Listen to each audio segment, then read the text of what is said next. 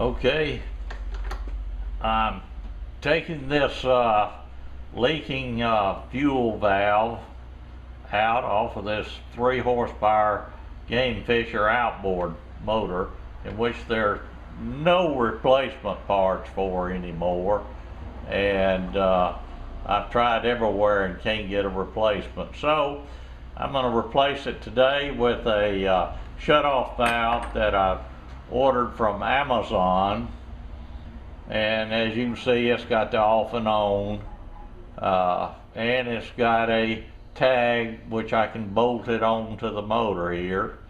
And when I first got this, it was kind of hard to open and close the valve.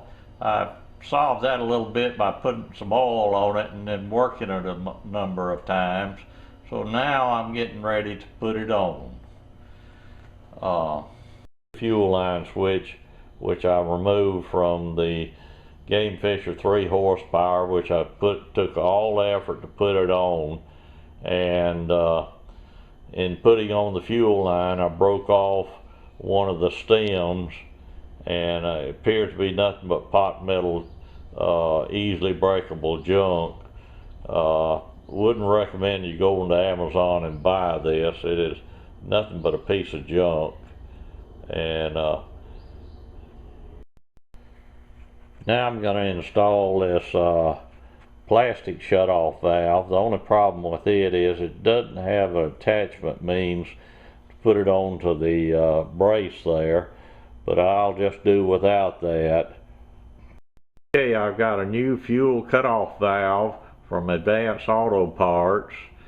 I've got a plastic tie here to hold it to the motor so that it can be easily shut on and off.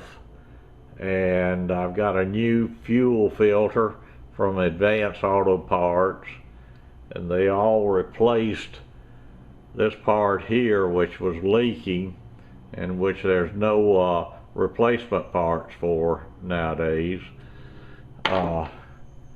And